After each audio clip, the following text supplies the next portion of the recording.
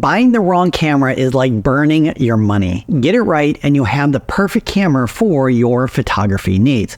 So you're going to discover which camera is right for you and how to get it regardless of your budget, which brand to buy, whether it's Nikon, Canon, Sony, or something else, and you'll be shocked at which camera photography beginners should buy regardless of your budget. Let's first dive into the first two questions you have to answer before you buy anything, and it's not your budget. Although that's important, there's something else that's more important. All right, so I remember my last year in high school, my sister decided she wanted to pursue being a model. After her first photo shoot, which lasted about an hour, she showed me the contact sheet to see which photos I liked best, but I was more interested in knowing how much she paid for this service, and I was floored when she said $150. Not bad for an hour's work, since I was only making $3.35 bagging groceries at the time. So the following day, I went to the local camera store and I maxed out my credit card because I was going to be a pro photographer. And my choice of camera was this Nikon 8008. And my decision was solely influenced by ads I'd seen before, which was my first mistake. The second mistake was choosing a camera based on how much money I had and not considering the features I needed based on the type of photography I was interested in. My choice might have been different if I had asked a sales clerk, what kind of camera and features do you recommend to photograph models and portraits? So the first thing you need to ask yourself is, what type of photography are you interested in? Portraits, landscapes, wildlife, or something else, or maybe a combination of two or more, like wildlife and landscapes. Now, your choice will help you narrow down the features that you need. And in today's digital world, we have features that were impossible 30 years ago, like eye tracking that auto-focuses on your subject's eyes as they move, or the ability to shoot 10, 20, 30 or more images per second. And there are also many more features to consider, not just for the type of photography you want to shoot, but whether you're going to go pro or if it's just going to be a hobby. Like, the build quality of a camera should be exceptional if you're going pro, since it will get beat up more so than if you're shooting casually. Now, this camera right here, where is it? The D300 right here. This camera was set up on a tripod during a wedding ceremony, and a guest knocked it over and cracked the body in two places, here and here. And at the time, this was considered a high quality camera built with strong materials, and I was able to still use it after it was cracked, and it's still usable today. However, if it was made with plastic, like this camera here, then it probably wouldn't have lasted as long, or possibly not at all after the initial drop. So the other question is your passion for photography just for fun, or do you desire to be a pro? Your decision will change what type of features are best for you. Now, there's no reason to buy that $5,000 camera, even if you have the money for it, if it includes features you don't need. Or maybe you can go without certain features, like a metal body versus a plastic body, since photography will be just a hobby. Or you may only want to photograph landscapes. In that case, you don't need eye focus tracking or the ability to shoot dozens of images per second. Those features are better for portrait, sports, and wildlife photographers. Now, the $1 million question is, how much money should you invest in buying a new camera? Should you invest every dollar you have, or is there a better option? Or what if your budget doesn't allow you to buy the camera for your needs? We're going to go over those options as well. Also, I would advise considering your camera purchase as an investment, whether it's a hobby or a future profession. And that's because your digital camera isn't made to last forever. it's not going to last as long as a film camera like this one from 1989. And the main reason is that the shutter in DSLR cameras, depending on the make and the model, have a life expectancy of around 100 to 300,000 photos before that shutter wears out and breaks. Then you'll have to either get it fixed or invest in a new camera. Now, hundreds of thousands of photos seems like a lot, right? But it's easy to shoot hundreds and sometimes thousands of images in a single day when you're starting out, and you could wear out the shutter in a year or two or more, depending on how much you shoot. And I'm going to share a pro tip in a moment on how to find out how many photos were taken with a DSLR. But when it comes to a mirrorless camera, it does not have a shutter, and you won't have to worry about wearing it out like you do with a DSLR. But a mirrorless camera has a lot more electronics inside of it. And if you've ever experienced electronics breaking, like a desktop or laptop computer, or maybe a computer chip in your car, you know they don't last forever. So these are additional things to consider when you're ready to buy, or I should say, invest in a new camera. So how much money should you invest in a camera? Well, before we get into the actual dollar amount, let's see what you get for your money based on these three budget categories. So in the low range, these digital cameras are typically under $1,000 and include cameras like the Fuji X-T30, Canon EOS RP, and the Nikon ZF-C, to name a few. Now, typically, these cameras have fewer options than more expensive ones, and the build quality is not as great. However, if you're careful with your gear, they should last a few years, and the quality of the images are pretty good as well. Now, in the mid-range, which is around $1,000 to $2,000, and maybe a little bit more like $2,500, you'll find these cameras have a few more options, and the build quality is much better.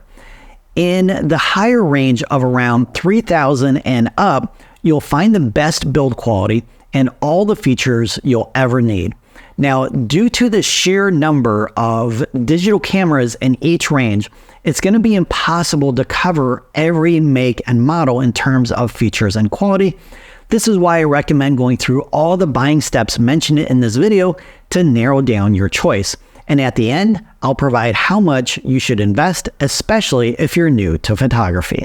All right, so before you decide on a camera, you have to make three more critical decisions. The first one is the brand of the camera. Is it going to be Nikon, Sony, Canon, Pentax, Fuji, Panasonic, or something else?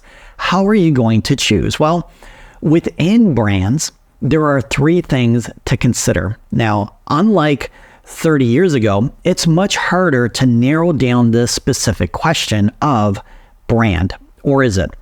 For example, you could post a comment on social media and you'll get dozens of recommendations for one brand or another, but you're going to be wasting your time. And here's why. So let's say the majority of photographers recommend Canon and you decide to invest in one. Now, after purchasing online, it arrives, you unpack it, and you hold it in your hand for the first time. But maybe it's too small, or maybe it's too big.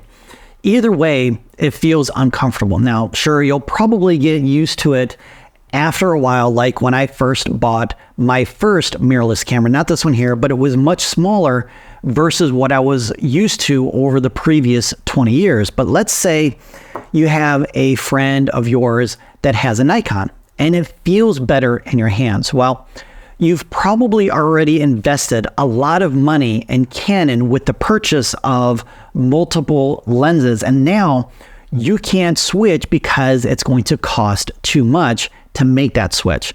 So before you invest in your digital camera, I recommend going to a local camera store and getting a feel for each of the different brands.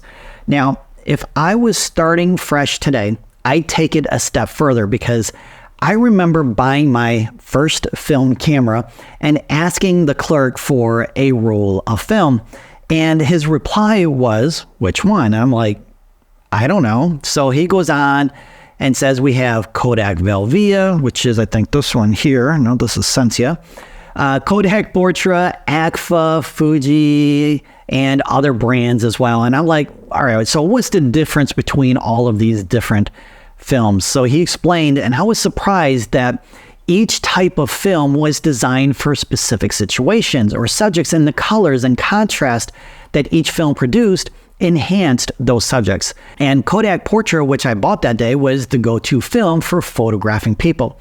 Now, once I realized shooting models was not my cup of tea, I tried landscape photography for a little bit, and I went into more portraits as well. And I loved the vibrant colors and contrast with Fujifilm for landscapes versus Kodak. So if I were starting new today, I'd want to choose a digital camera that provides the right colors for my subjects and my personal preference. Now, yes, we can edit the colors after the fact with your editing software of choice. However, I love the colors created by Sony cameras straight out of the camera, more so than Nikon or any other camera.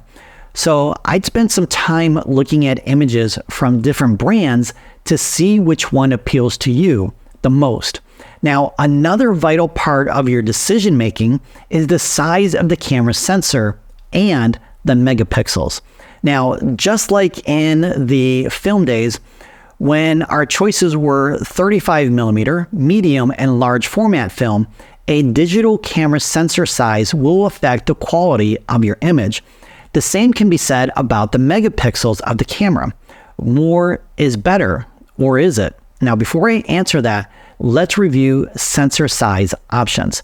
So the most popular are crop sensors, and there are two varieties, APS-C and Micro Four Thirds.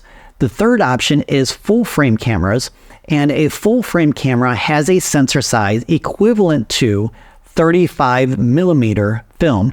Now, in general, larger provides better image quality, but that doesn't mean you need larger.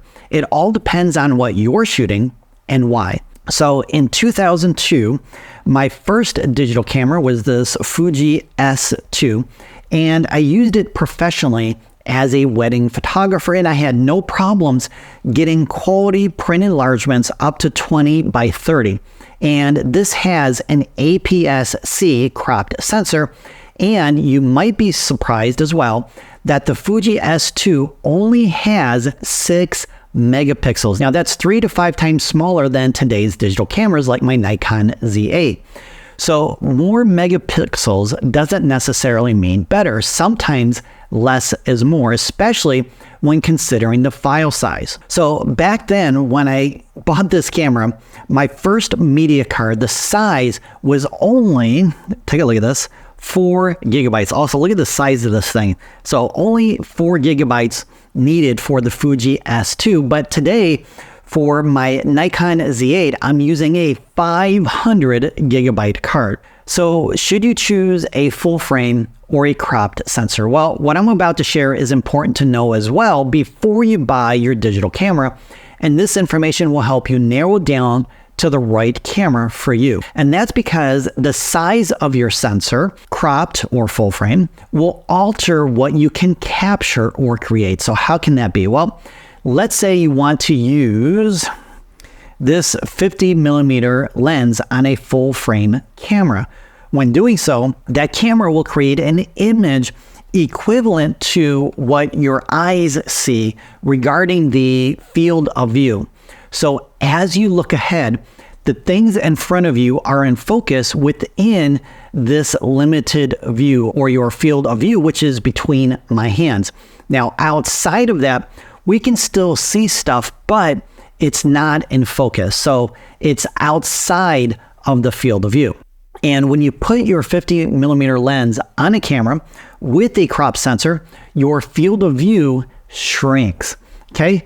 So instead of this, it's smaller and more like this. This is known as the crop factor. Now, depending on the type of sensor, the amount of cropping will be up to 2 times. So 1.5, 1.6, or 2x. So in other words, if you want a field of view of 50 millimeters, which is here, and your sensor has a crop factor of 2, that means your field of view is now shallower since you're shooting with the equivalent of a 100 millimeter lens. And to get this 50 millimeter field of view, you're going to need a 25 millimeter lens instead. So 25 times 2 is 50 millimeters. Now, cropped or full frame, which one is right for you? That's not an easy answer since we all have different needs and expectations. Now, if you want the best of both worlds, you may want to consider full frame since most of them include a feature that resembles a crop sensor. And for Nikon, it's called DX mode. And when you switch to it, you'll get a crop factor of 1.5. So a 50 millimeter lens becomes 75. So this is ideal for those who shoot far away subjects like sports and wildlife photographers. All right, so after considering everything we've covered so far, you've narrowed your camera choice to a specific brand with the exact features and the sensor that's perfect for you. But what if you don't have the money to buy that camera? What can you do? Or if you do have the money, should you spend all of it? Well, either way, would you like to save some money? Well, there's an option to consider, and I'll explain why it's the perfect choice for photographers of all levels, from beginners to those with more experience. And it's something I wish was available at the time of my first digital camera purchase. But back then, digital cameras were only a few years old and were in high demand. But if I could go back 30 years, I would have been better off doing this option as well. Now, before I reveal it, let me share an old saying that says, everyone with a camera is a photographer. Technically, that's true. Anyone can take a photo with a camera, but that doesn't mean it's a good photo. It's the person behind the camera that creates amazing images. Now, here's another example. Let's say we give Tiger Woods a pitching wedge. He'd probably still beat most of us in a game of golf, right? So it's not the gear, it's the person behind the gear. So if you can't create amazing images with a $500 camera, I guarantee you won't be able to with a $5,000 camera. So you first need to learn and master the 4 keys to creating amazing images regardless of the camera that you have. And I have a free 4-hour photography course on this channel where you can learn those skills. You can watch that via the link in the description below to learn the basics of photography. So if you have $1,000, $2,000, or $5,000, I wouldn't recommend spending all of it yet. Not until you've practiced the fundamentals and decide that you want to continue honing your photographic skills. And that's because I've seen too many people take up photography as a hobby or even pursuing it as a profession, only to realize it's not for them. And I see all their gear up for sale in numerous Facebook marketplaces all the time.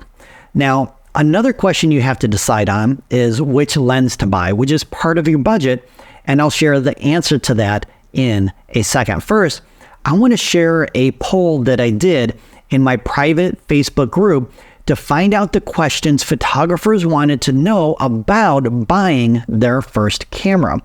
And the number one question they wanted an answer to came from more experienced photographers, and they wish they knew if the camera they were going to buy was the right one for their future photography goals. There's only one problem with the answer to that question. It's impossible to know what your future photography goals are going to be until you become more experienced and learn the different features and other tools available to create amazing images. For example, when I started, I wanted to be a model photographer, but I failed miserably. Then I switched to landscapes for a short time, but did mostly portraits over the next 10 years, and I failed again. And I was your typical starving artist. Now, after that, I switched to wedding photography, and I did so successfully for 15 years. It wasn't until I burned out after those 15 years that I began spending more time outdoors, and I realized that I always wanted to be a wildlife and landscape photographer. So it took me 30 years to discover my future photography goals. Now, along the way, I bought dozens of different cameras based on the needs at that time, and I could have saved a lot of money if I had bought used. But there's one major problem with used digital cameras. Now, as I mentioned previously, your DSLR cameras have a shutter with a limited life expectancy. It's the same with your car. The more miles you put on it, the closer it is to breaking down. So if you're going to buy a used DSLR, get the shutter count of the camera you're interested in. So most sellers know how to extract the shutter count from the camera. If they don't, direct them to the link in the description below, and then they can get that information for you. Also, you want to find out the life expectancy for the shutter for the make and model of the camera that you're buying, because it's going to be different for every camera. And let's say it's 200,000 and the digital camera already has 150,000. You might want to consider another camera with a lower shutter count, unless you can get it for really cheap and you plan on upgrading in the future anyways. All right, now you have to decide on which lens to buy first. Well, there's one lens every photographer should have, since it will make you a better photographer. To find out which lens to buy first, watch this video next.